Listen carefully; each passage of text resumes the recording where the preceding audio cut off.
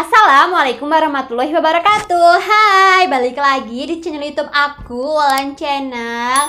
Nah, setelah kemarin ya aku post video yaitu mengenai jenis-jenis kista yang tumbuh pada ovarium wanita, di mana kistanya itu terbagi menjadi dua, ada yang mengganggu kesuburan dan juga ada yang tidak mengganggu kesuburan. Nah, di sini aku mau menjelaskan atau menyampaikan gitu ya, yaitu jenis-jenis kista atau tumor lain yang bahkan ini tuh banyak banget ditemukan pada wanita ya. Misalnya nih ada endosister ya, ada penderita endometriosis, biasanya tuh juga dibarengi ada yang namanya adenomiosis, kemudian ada polip, ada miom. Nah, ini tuh sebenarnya tuh apa sih gitu kan. Nah, jadi di sini aku bakal ngejelasin, tapi aku juga mau disclaimer bahwa di sini aku tuh bukan dokter, aku bukan tenaga medis, aku bukan bidan. Nah, jadi informasi yang aku dapat tuh aku membaca artikel dari Halo Dokter dan juga Halodoc. Nah, teman-teman bisa searching ya biar lebih jelas. Nah, selain kista ovarium ya, itu ternyata masih ada banyak banget jenis kista yang bisa tumbuh pada organ tubuh wanita, terutama di area reproduksi.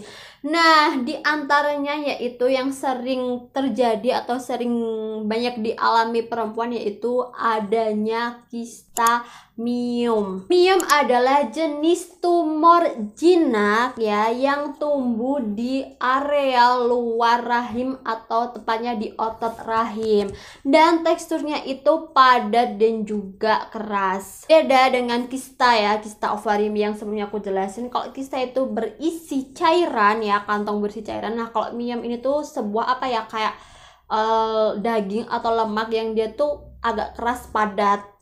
Miom juga tidak selalu menimbulkan gejala, namun ukurannya bisa sangat besar jika tidak ditangani dengan tepat. Dan miom ini juga mudah banget membesar pada wanita yang mengalami kehamilan. Makanya kalau perempuan gitu ya, kalau mau program hamil, jika ada miom pasti disuruh untuk membersihkan miomnya dulu. Dan miom ini tuh bisa menyusut atau hilang jika sudah memasuki usia menopause ataupun mengkonsumsi obat-obatan hormonal. Dan ciri-ciri dari miom ini ya, biasanya itu gejalanya yaitu nyeri perut ya di salah satu sisi ya, perut bawah, kemudian bisa nyeri juga sampai ke pinggang, ke paha, kemudian perut terasa kembung ya atau terasa begah, terlihat lebih besar perutnya. Kemudian yaitu pendarahan di luar siklus haid dan juga rasa nyeri hebat saat menstruasi serta penambahan berat badan. Penyebab dari miom ini tuh belum diketahui secara pasti, tapi diduga itu karena hormonal, yaitu karena hormon estrogen dan juga progesteron. Dan miom ini tumbuh secara berkelompok, dan bisa juga ya miom ini terjadi karena genetika, keturunan, kemudian kegemukan ataupun terlalu banyak mengkonsumsi daging merah. Dan untuk pengobatannya yaitu hampir sama dengan kista, yaitu bisa melalui dipantau dulu gitu kan, minum obat, terapi hormon, bahkan bisa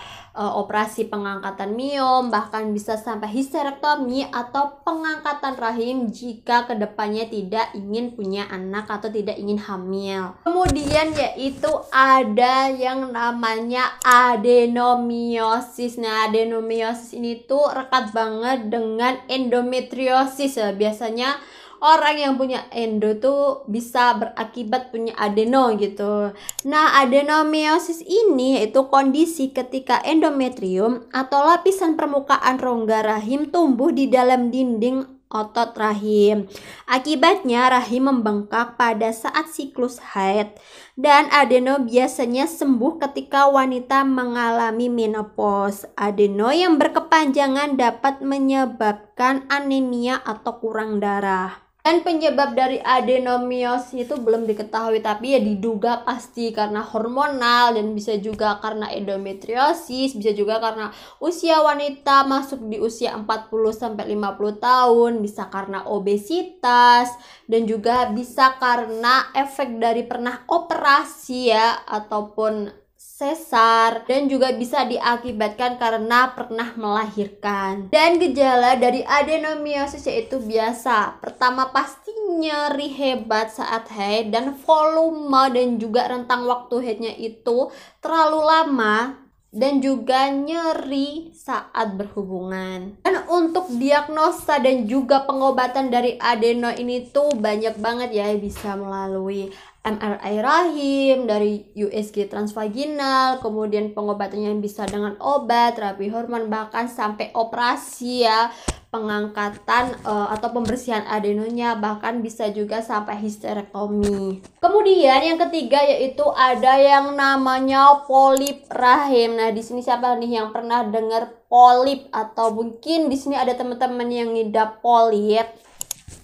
Jadi polip rahim yaitu pertumbuhan jaringan yang tidak normal di lapisan dinding rahim.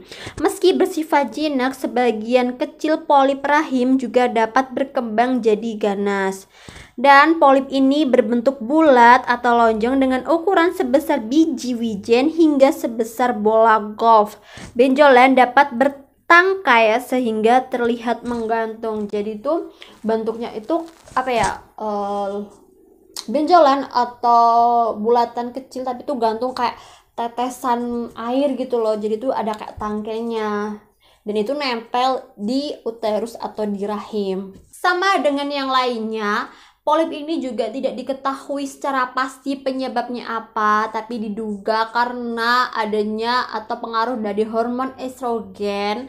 Dan juga polip ini bisa terjadi ya, diduga loh ya, bisa jadi karena obesitas, memasuki usia perimenopause dan juga menopause. Juga bisa karena mengkonsumsi jenis obat tertentu, dan juga bisa karena keturunan atau genetik. Dan untuk gejalanya atau ciri-cirinya yaitu beda-beda ya tiap orang ya, pasti nyeri, kedua yaitu haidnya lama dan juga volume darahnya itu banyak. Ciri-cirinya juga adanya pendarahan di vagina, sakit saat berhubungan, dan juga sulit hamil. Dan untuk diagnosa dan juga pengobatannya yaitu biasa ya di USG, kemudian bisa juga dikasih obat-obatan, terapi hormon, kemudian biopsi, operasi, bahkan bisa histeroskopi, dan juga biasanya itu dikuret. Yang terakhir yaitu ada yang namanya kista Bartholin. Nah, siapa di sini udah pernah tahu kista Bartholin? Kista Bartholin yaitu benjolan berisi cairan akibat tersumbatnya kelenjar Bartholin.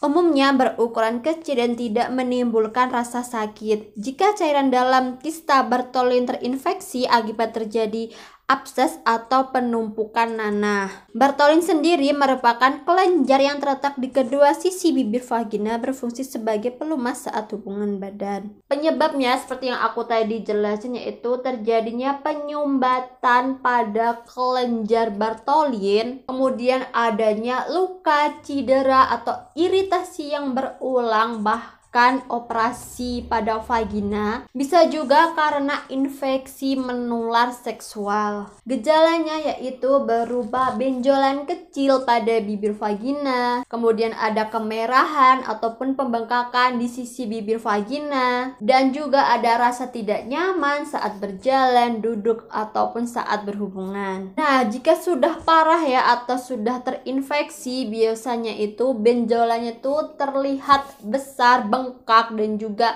jinak gitu ya, dan juga mengeluarkan nanah. Dan hal ini juga bisa mengakibatkan demam bagi penderitanya. Dan diagnosanya tuh bisa dengan diusap ya, dirapat, dan juga bisa dengan biopsi. Dan untuk pengobatannya ya, untuk meringankan tuh bisa berendam di air hangat, bisa dengan obat-obatan, bahkan jika sudah parah bisa dengan dioperasi, diangkat, diambil ya Bartholinnya, kemudian bisa juga dipasang kateter, dan operasi insisi dan drainase. Nah, itulah tadi jenis-jenis kista ya, selain kista ovarium, dan ini tuh banyak banget ditemukan kepada wanita yang biasanya tuh ada PCOS, misal dibarengi dengan ada Bartholin. Biasanya endometriosis nanti berdampak nih, ada adenomiosis, ada miom, ada polip kayak gitu.